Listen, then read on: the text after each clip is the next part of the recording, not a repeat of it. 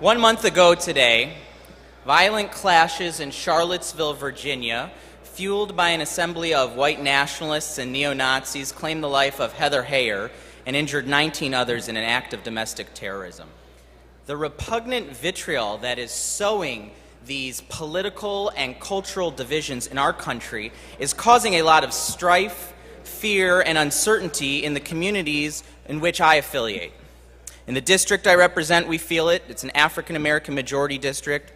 In the LGBT community and in the Jewish community, of which I'm a member of both, and in many other minority communities. Now, I grew up in Hebrew school learning about Nazis as evil historical figures in textbooks and documentaries. And even as everyone in my community knew Holocaust survivors who were direct eyewitnesses to the horrors inflicted by Nazis, it was still a part of our history. Now, somehow these figures have emerged as a part of our present. How do we get here?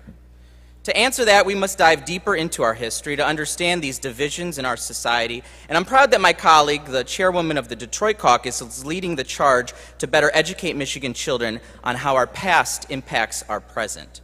And in this present, we as elected leaders must speak out unequivocally to denounce the recent biased, motivated violence and every other form of bigotry. I know of no one in either party or in either chamber who wants the political discourse to go down this road as it has. We must support our state and local police agencies as they work to prevent, respond to, and investigate domestic terrorists and hate crimes. And that's why I worked with my Republican colleague in the Senate, the senator from Kalamazoo County, to draft this Legislators Compact, which appears before this body as House Resolution 145. It's modeled after a recent Mayor's Compact, which has had more than 300 signatories on it across the country. It's a pledge that I hope we all take to oppose hatred and extremism and support the inclusivity and diversity that makes Michigan a welcoming state to all. It also affirms that we as legislators recognize that while our political difference may prompt us to debate passionately our opinions and disagree with one another at times, we must do so with civility and respect. Last week, the Senate passed a companion resolution to this resolution, SR 84, sponsored by my friend from Portage, and it was co-sponsored by every single member of the Michigan Senate. And I hope my colleagues here today in the House will sign on to this Legislators Compact by co-sponsoring it today on the resolution's calendar.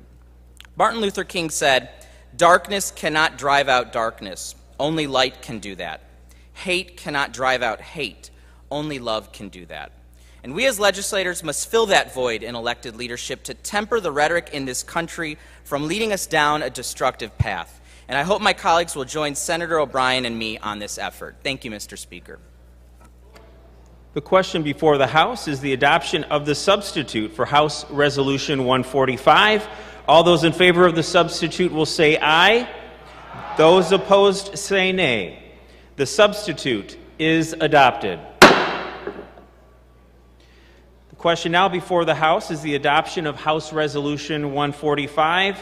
All those in favor of the resolution will say aye. Those opposed say nay.